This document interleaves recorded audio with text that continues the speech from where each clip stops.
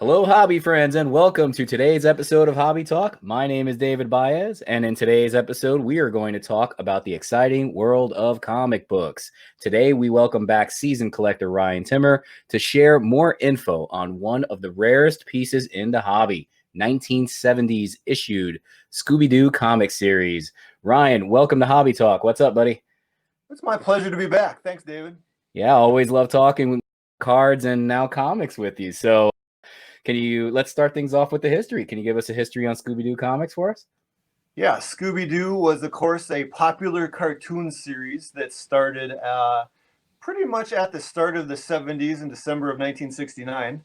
And the comic book started in March of 1970 with the first issue mirroring the first issue of the cartoon. And then they ran through the mid-70s in the initial Gold Key run. And then secondary to that, there was a Charlton run that capped the second half of the decade of the 70s. Fantastic. So, and how about after the second run? Was there, did they go continuous, or was there a gap, or how did it work going past that? So the nice thing is I grew up on Scooby Doo, being a child of the 70s, and it has continued to today. And the comic books have pretty much kept pace. So there's still wow. Scooby Doo comic books in different iterations today, but there are more, I guess, runs of Scooby Doo comics than I can count on both my hands. Understood. All right, that's great. I wouldn't have thought that it would run all the way to current day, so that's fantastic to hear. As a kid who grew up with Scooby Doo as well. So, what about, let's talk specific to scarcity. What makes these comics particularly scarce, in your opinion? Yeah, that's a good question. So Superman and Spider-Man, the Incredible Hulk were all printed during the same time. And for whatever reason, I think kids, liked or bought more of the action heroes. So I Yeah. don't think there was ever a lot of demand for Scooby-Doo comics, which meant that there wasn't a lot of published, which today means that they're very scarce. And, Scooby growing into the global brand of a cartoon that he is, has actually turned this, the rare comics into scarce comics, by which I mean, rare comics are just low numbers, scarce comics are low numbers and cost a lot. Right. Excellent point. And totally makes sense, by the way. So speaking of, let's talk a little bit about in terms of your collection. We're going to get into a little show and tell in a second. But before we do, I'm curious to know, what was the most difficult issue from your collection to obtain, and why? Yeah, I'll actually show you a copy of it. So how comic books are graded, there's a scale that goes, 5, 6, 7, 8, 9. And then once you hit 9, it goes by increments of 2, 9.2, 9.4, 9.6, 9.8. And then very rarely do you see a 9.9 or a 10. Scooby-Doo's entire comic run, the highest grade is a 9.8. I tried to get my set entirely into 9.0 or above graded comics. And this was the last one I got. And as you can see, it's still kind of a lone standout, having an 8.5 grade. So I'm still looking for this one, number 16, in a 9 or above to upgrade the collection. But, I've been chasing this for a decade too. I kind of squinted and said 8.5 is pretty close to a 9. Let's Yeah, when they're that rare, beggars can't be choosers, right? I wasn't. I was certainly begging to get this one. I love the colors and the art, the artwork in general on the one you just showed. That's fantastic. It really does pop. Yeah, classic stone lithograph, the printing, and the inks of the classic comics, are just wonderful to see. And it's that old grain before they turn to glossy paper that they're all printed on. They are a visually stunning thing to collect, and that's part of what drew me to the comic book collecting. Absolutely, I can totally see why. So, without further ado, let's dive into this. Let's take a look at some of these other great comics that you have, and give us a little history on what you're about to show us. Yeah, perfect. Well, as I've mentioned in previous episodes, I started collecting wine. So today's wine recommendation is actually the A. Raffinelli Merlot. It's a lovely winery if you get out to Sonoma County on the other side of Napa Valley. and can visit them. They need an appointment, so plan ahead. But it is a tremendous winery to get. So before we start today, cheers, David. Yeah, thank you. I'm getting thirsty. Let's talk a little bit about the comics now. Fantastic. So one day I saw a Superman comic #1 sell for over $1 million, and I said, "Wow, that's amazing!" And it, thought about that for a week or three, and said, "Well, Superman was initially out in the late 30s, very popular through the 40s." And is growing into the global brand that it is today with the Superman movies with Christopher Reeves in the 70s and several iterations. So I said, what's the next Superman? And something that I can relate to as a kid growing up in the 70s. I finally landed on Scooby Doo. He's an iconic comic book figure that has lasted 50 years now. Powerful global brand that even had a movie come out in 2020. So it is something that I find, nice and nostalgic, and saw survive until today. And there's many generations of kids after me that still like Scooby Doo. And I thought, being an investor at heart and running a lot of my things through an investment lens, I thought this was a good investment to look into. So I went to CGC's registry, very similar to the registries that PSA does for your sports card collectors. Right. Found that there was a 30 comic of the initial run, starting in that 1970 series. So 30 comics were needed to make the set registry. And I looked at all of the sets on there and I found that none of them had been completed to 100%. So I said, oh, this looks like a good challenge. And like I mentioned a decade ago, I started off on the pursuit thinking it would be fairly easy and I could complete it like a 1984 update set that took me, three years maybe. And, right. Going through the process, it was quite the journey. It ended up taking a decade, and I'm, may or may not have a few tweaks to my collection. It's certainly not done by any means. Yeah. Yeah, a decade. That's definitely some serious dedication, Ryan. I applaud you for that. It's a testament to how difficult this really is to find. So, I feel good about being the first one to have completed it.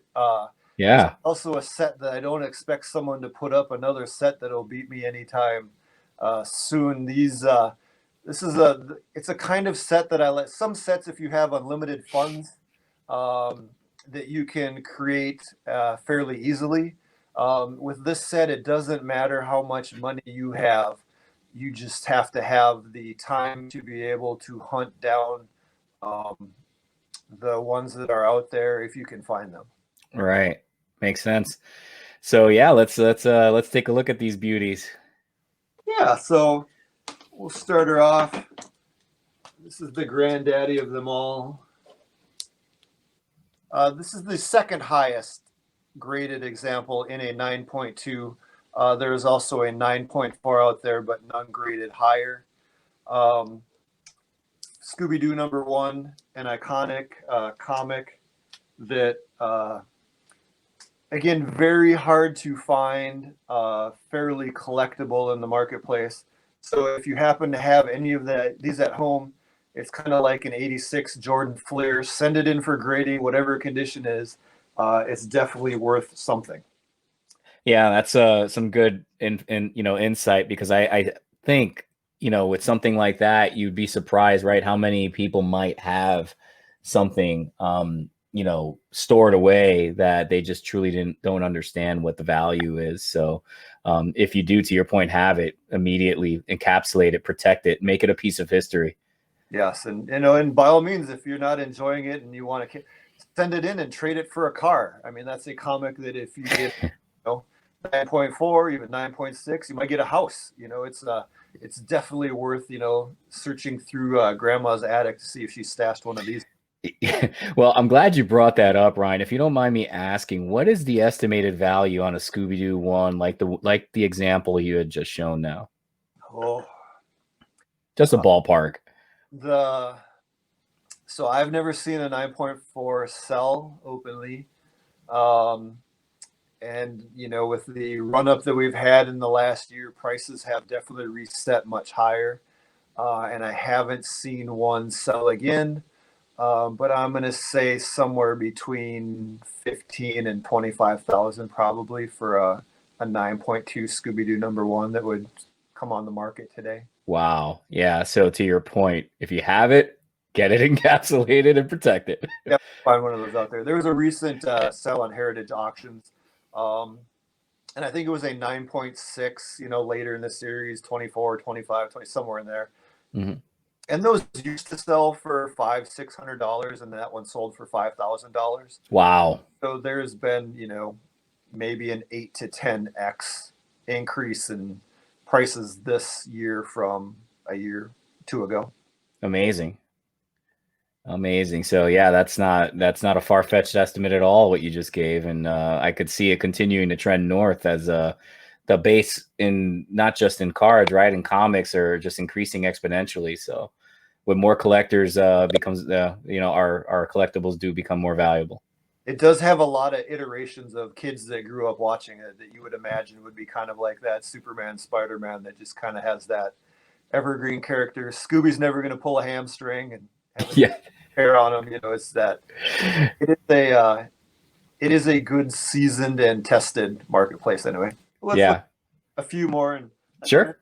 I love these for the art. God, that looks fantastic. Scooby Doo #2. Took me 8 years to find a 9.4 of this copy. Again, the first and second episodes, just very lowly distributed, very lowly published, not well taken care of, hard to find in that 9.4, 9.6 grade.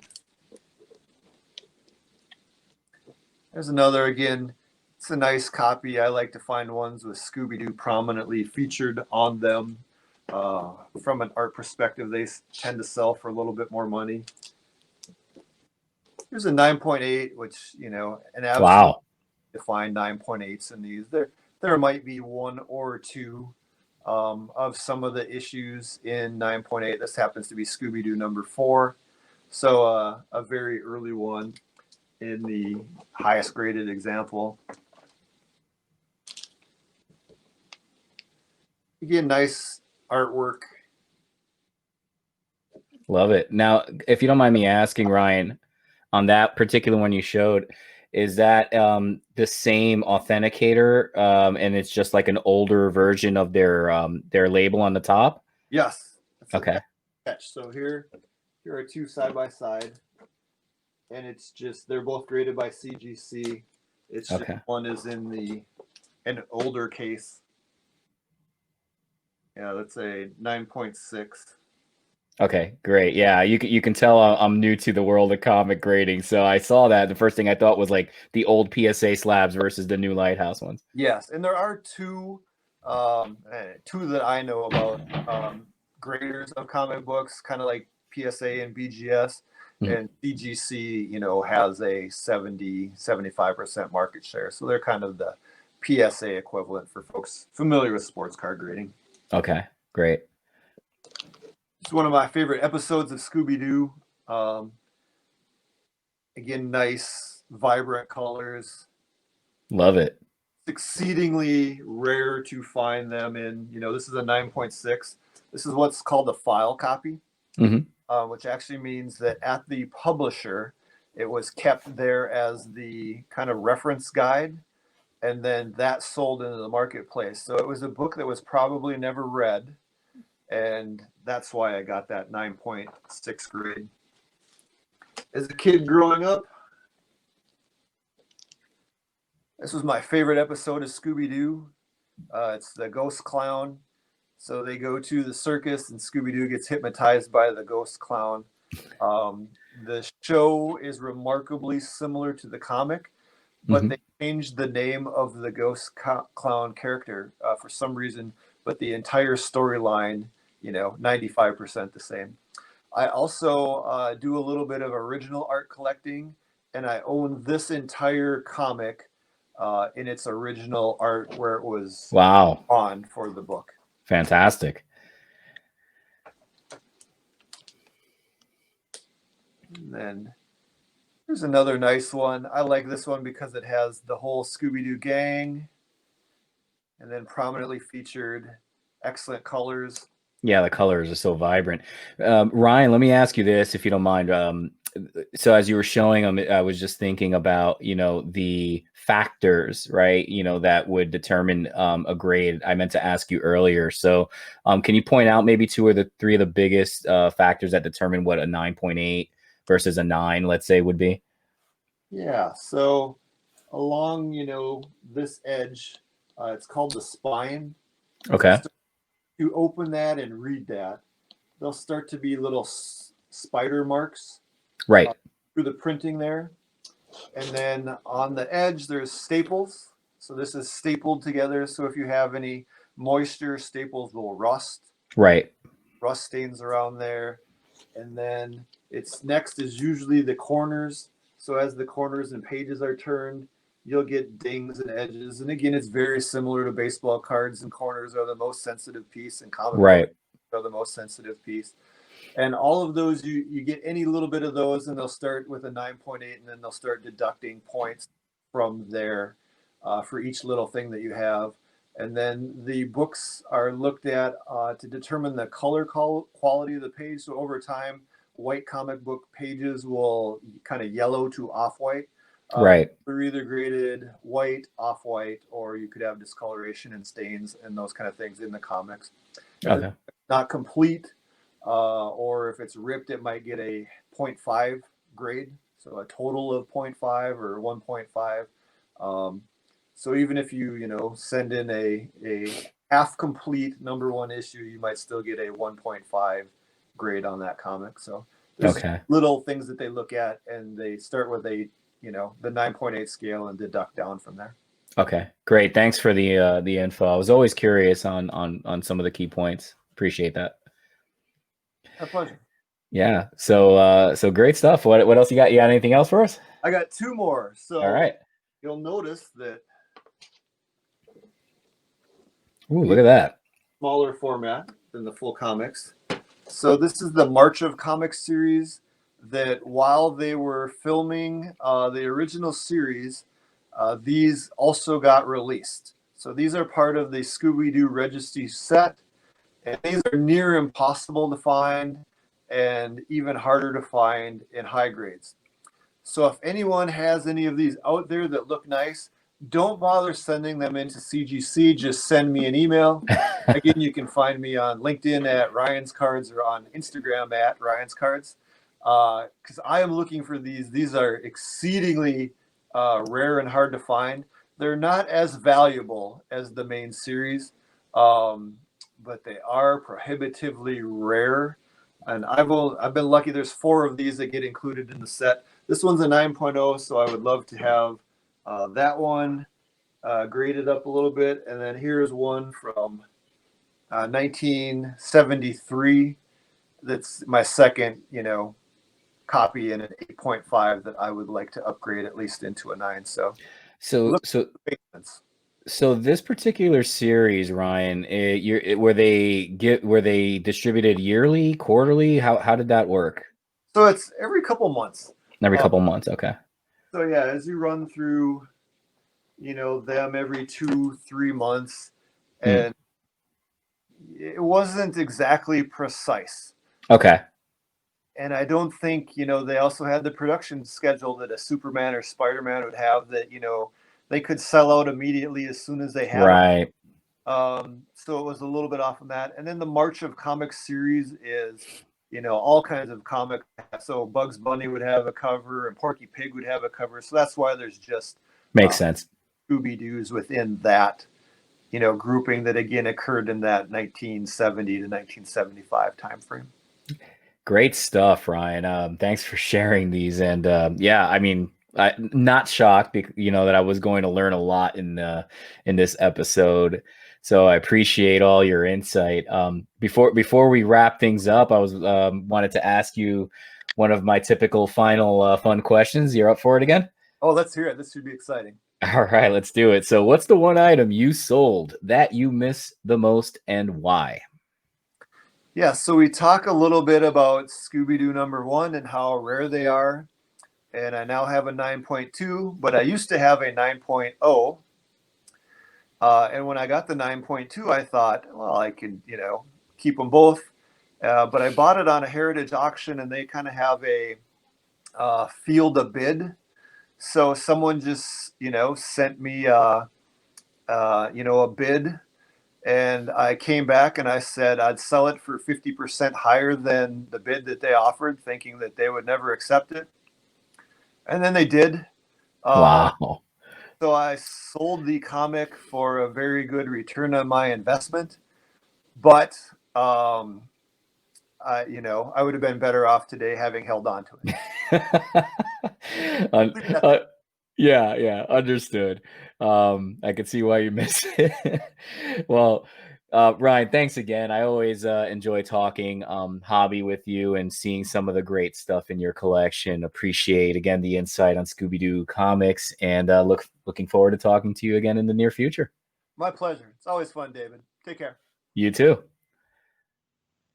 Hey guys, thanks for watching today's video. Please click on the like and subscribe button. Just a couple quick updates. We are officially live on iTunes, Google, as well as Spotify for our podcast. Go to HobbyNetworkGroup.com for more details and links.